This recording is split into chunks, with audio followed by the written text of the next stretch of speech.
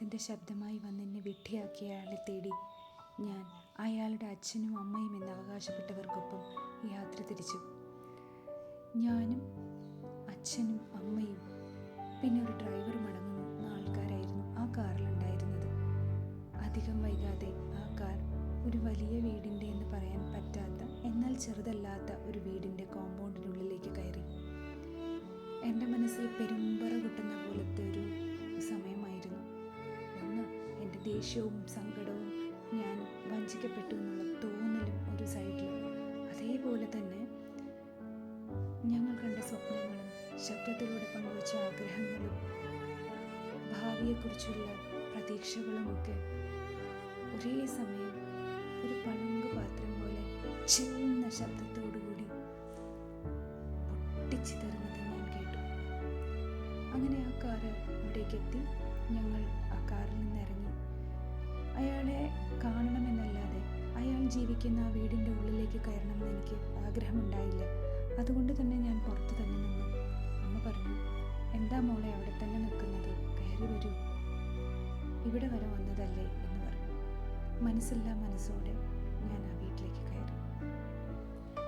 ആ വീട്ടിലേക്ക് കയറിയപ്പോൾ തന്നെ ഞാനിത് എവിടേക്കോ എപ്പോഴൊക്കെയോ കണ്ടിട്ടുള്ളത് പോലെ എനിക്ക് തോന്നി. കാരണം ആ വീട്ടിലെ ഞാൻ കയറി ചെല്ലുമ്പോൾ കാണുന്ന ഓരോ വസ്തുക്കളും ഓരോ ഡീറ്റെയിലിങ്സും ഞാൻ നേരത്തെ കണ്ടിട്ടുള്ളത് പോലെ. കാരണം അയാൾ എന്നോട് പറഞ്ഞ കഥകളിൽ, അയാൾ എന്നോട് പറഞ്ഞ കാര്യങ്ങളിലും ഈ പറഞ്ഞ സാധനങ്ങളെല്ലാം, ഈ ഒരു സാഹചര്യങ്ങളെല്ലാം, ഈ ഒരു അന്തരീക്ഷമെല്ലാം ഞാൻ കണ്ടിരുന്നു മനസ്സിൽ എന്നുള്ളത് ഒരു സത്യമാണ്. അപ്പോൾ അയാൾ എന്നോട് കള്ളം പറഞ്ഞതല്ലേ എന്നെനിക്ക് തോന്നി. മറ്റെന്തെങ്കിലും ട്രാപ്പാണോ ഇത്? എനിക്ക് വിശ്വസിക്കാനും വിശ്വസിക്കാതിരിക്കാനും പറ്റാത്തൊരവസ്ഥ.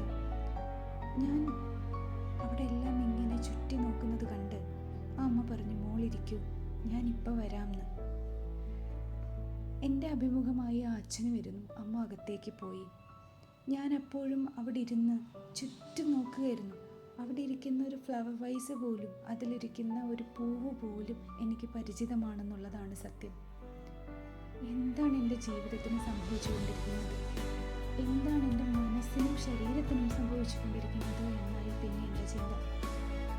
കുറച്ച് സമയം കഴിഞ്ഞതും ആ അമ്മ കയ്യിലൊരു ജ്യൂസുമായി എൻ്റെ അടുത്തേക്ക് വന്നു. ഞാൻ പെട്ടെന്ന് പറഞ്ഞു, ഞാൻ നിങ്ങളുടെ ആതിഥേയം സ്വീകരിക്കാനും നിങ്ങളുടെ സൽക്കാരം സ്വീകരിക്കാനും വന്നതല്ല, വിളിക്കൂ നിങ്ങളുടെ മകനെ, എനിക്ക് അയാളോട് സംസാരിക്കണമെന്ന്. സ്വതവേ പതിയെയാണ് ഞാൻ സംസാരിക്കാറുള്ളത്. പക്ഷെ അന്നെന്തോ എനിക്ക് പതിയെ സംസാരിക്കാൻ പറ്റിയില്ല. പക്ഷെ അപ്പോഴും ആ അച്ഛൻ്റെ അമ്മയുടെ മുഖത്ത് വളരെ ശാന്തമായ ഒരു ഭാവമായിരുന്നു ഉണ്ടായിരുന്നത്. മോളിത് കുടിക്കൂ, തണുത്തതെങ്കിലും ഉള്ളിൽ ചെല്ലുമ്പോൾ കുറച്ച് ആശ്വാസം കിട്ടുമെന്ന് പറഞ്ഞു. പക്ഷേ ആ ജ്യൂസിൻ്റെ തണുപ്പൊന്നും എന്നിലെ ചൂടിനെ ശമിപ്പിക്കാൻ പോകുന്നതല്ല എന്ന് എനിക്കല്ലേ അറിയൂ. ഞാനത് വളരെ ദേഷ്യത്തോടെ വേണ്ടാന്ന് പറഞ്ഞു.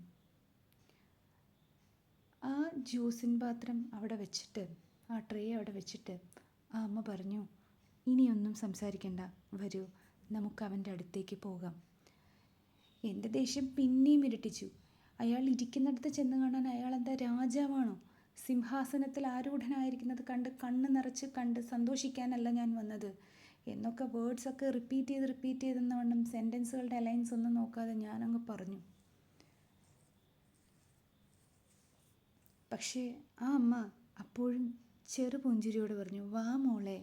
എന്നെ മുന്നേ പരിചയമുള്ള, ഞാൻ ഏറ്റവും വേണ്ടപ്പെട്ട ഒരാളായിട്ട് തോന്നിക്കുന്ന തരത്തിലായിരുന്നു ആ അമ്മയുടെയും അച്ഛൻ്റെയും പ്രതികരണം. അങ്ങനെ കുറച്ച് നടന്നു കഴിഞ്ഞപ്പോഴേക്കും ഒരു വാതിൽ കണ്ടു. ആ വാതിൽ തുറന്നു. ആ വാതിൽ തുറന്നത് ഒരു നടുമുറ്റത്തേക്കാണ്. ആ നടുമുറ്റത്തിൽ ഞാൻ ഒന്ന് കണ്ണോടിച്ചു. ഒരു കസേരയിൽ ഒരാൾ ഇരിപ്പുണ്ട്. അയാളുടെ തല മാത്രമാണ് എനിക്ക് ബാക്കിൽ നിന്ന് കാണാൻ കഴിയുന്നത്. ഓ, ഒരു വീട്ടിലൊരാൾ വന്നാൽ, ഇത്രയൊക്കെ പരിചയമുള്ള ഒരാൾ വന്നാൽ അയാളോടൊന്ന് സംസാരിക്കാനോ കാണാനോ പോലും സൗകര്യമില്ലാതെ വന്ന് കാണട്ടെ എന്നുള്ള അഹങ്കാരിയായ ആ മനുഷ്യനെ എൻ്റെ ജീവിതത്തിൽ കിട്ടാതിരുന്നത് എത്ര നന്നായിന്ന് ഞാൻ മനസ്സിലാക്കി. ഞാൻ അയാളുടെ അടുത്തേക്ക് ചെല്ലുമ്പോഴാണ് ഞാൻ മനസ്സിലാക്കുന്നത് അതൊരു കസേരയല്ല, അതൊരു വീൽ ചെയറാണ്. ഞാൻ ആ വീൽ ചെയറിൻ്റെ മുന്നിൽ ചെന്ന് നിന്നു. ആ അച്ഛൻ്റെയും അമ്മയുടെയും മുഖത്ത് കണ്ട അതേ ശാന്തതയോടെ, ഒരു നറുപുഞ്ചിരിയോടെ, ഒന്നും മിണ്ടാതെ അയാൾ എന്നെ നോക്കിക്കൊണ്ടിരിക്കുന്നു. താനൊക്കെ ഒരു മനുഷ്യനാണോടു? താൻ എന്തൊക്കെ കള്ളങ്ങളാണ് എന്നോട് പറഞ്ഞത്? എന്തിനായിരുന്നു ഇതൊക്കെ കാണിച്ചത്? എന്താണ് തൻ്റെ ഉദ്ദേശം? തുടങ്ങി കുറേയേറെ ചോദ്യങ്ങൾ മലവെള്ളപ്പാച്ചിൽ പോലെ ഞാൻ അയാളോട് ചോദിച്ചു. പെട്ടെന്നൊരു സൈഡിൽ നിന്ന് എന്തോ ഒരു ശബ്ദം പോലെ എനിക്ക് തോന്നി. ഞാൻ തിരിഞ്ഞു നോക്കുമ്പോൾ അവിടെ നിന്ന് കുറേ കുട്ടികൾ നടന്നു വരുന്നു. സ്പെഷ്യൽ കിഡ്സ് എന്ന് നമ്മൾ വിളിക്കുന്ന കുറേ മക്കൾ. നടക്കാൻ ബുദ്ധിമുട്ടുള്ള, എന്നാൽ എന്നെ നോക്കി നന്നേ ചിരിച്ചുകൊണ്ട് ആ മക്കൾ എൻ്റെ അടുത്തേക്ക് വന്നു. ഇതാണ് എൻ്റെ മക്കൾ, ഇതാണ് എൻ്റെ അച്ഛനും അമ്മയും, ഇതാണ് എൻ്റെ വീട്, ഇതാണ് എൻ്റെ അവസ്ഥ. ഇതെല്ലാം ചേർത്ത് എന്നെ സ്വീകരിക്കാൻ നിനക്കിപ്പോഴും കഴിയുമോ എന്ന് ചോദിച്ചു. ഈ ചോദ്യങ്ങളൊക്കെ ചോദിച്ച സമയത്താണ് ഞാൻ ഈ കുഞ്ഞുങ്ങളെ കാണുന്നത്. എനിക്ക് പറയാൻ പറ്റിയില്ല ഞാൻ തയ്യാറാണെന്ന്. പകരം അദ്ദേഹത്തിൻ്റെ ആ തളർന്ന കാലുകളുടെ 2 സൈഡിലും പിടിച്ചുകൊണ്ട് ഞാനൊരു നിമിഷം അദ്ദേഹത്തെ നോക്കി നിന്നു. അദ്ദേഹം എന്നെ ഫോണിൽ വിളിക്കുന്ന അതേ പ്രണയത്തോടെ, അതേ സ്നേഹത്തോടെ എൻ്റെ പേരൊന്നുകൂടെ വിളിച്ചു. ഞാൻ എൻ്റെ മുഖം പൊത്തിക്കരഞ്ഞു. അതായിരുന്നു, അങ്ങയെയും അങ്ങയുടെ കുടുംബത്തെയും ഈ മക്കളെയും ചേർത്ത് ഞാൻ സ്വീകരിച്ചോളാം എന്ന വാക്ക്. അവിടെ തുടങ്ങിയതാണ് ഞങ്ങളുടെ ജീവിതം. ഞങ്ങളുടെ സ്വപ്നങ്ങൾ അന്നു മുതൽ വീണ്ടും പൂവിടാൻ തുടങ്ങി. ഇനിയുള്ള ജീവിതം വളരെ സംഭവബഹുലമാണ് കേട്ടോ. ഇതൊരിക്കലും ഒരു എഴുത്തുകഥയല്ല, ഞങ്ങളുടെ ജീവിതമാണ്. അതുകൊണ്ടാണ് ഞാൻ മുഖവുമായി നിങ്ങളുടെ മുന്നിൽ വരാത്തത്. നിങ്ങളിൽ പലർക്കും ഞങ്ങളെ നേരിട്ടറിയാം. നിങ്ങളോട് കമ്മ്യൂണിക്കേറ്റ് ചെയ്യാൻ, ഹൃദയം തുറന്ന് സംസാരിക്കാൻ എനിക്കിതേ ഒരു മാർഗം ഉണ്ടായിരുന്നുള്ളൂ. ഞാനിതിലൂടെ പറയുന്നതെല്ലാം എൻ്റെ ജീവിതമാണ്. അതുകൊണ്ടാണ് ഞാൻ നിങ്ങളോട് പറയുന്നത്, എന്നെ കേൾക്കാൻ വരണമെന്ന്. ചിലപ്പോൾ എൻ്റെ ശബ്ദം കൊണ്ട് നിങ്ങൾക്ക് മനസ്സിലാക്കാൻ പറ്റും ഞങ്ങളെപ്പോലെ അധികം ആരും കേരളത്തിലുണ്ടാവില്ല. ഞങ്ങൾ മാത്രമേ ഉണ്ടാവുള്ളൂ. നിങ്ങൾ ഇന്നും എനിക്കിപ്പോൾ ഉണ്ടാകണം. ഈ കഥകളൊക്കെ കേൾക്കാൻ കമൻറ്റുകൾ എഴുതണം, മെയിൽ ചെയ്യണം, നമുക്ക് തമ്മിൽ സംസാരിക്കണം. നിങ്ങളുടെ കൂട്ടുകാരിയായോ കൂടപ്പിറപ്പായോ അമ്മയായോ നിങ്ങൾക്കെന്നെ കാണാം. Okay, good night.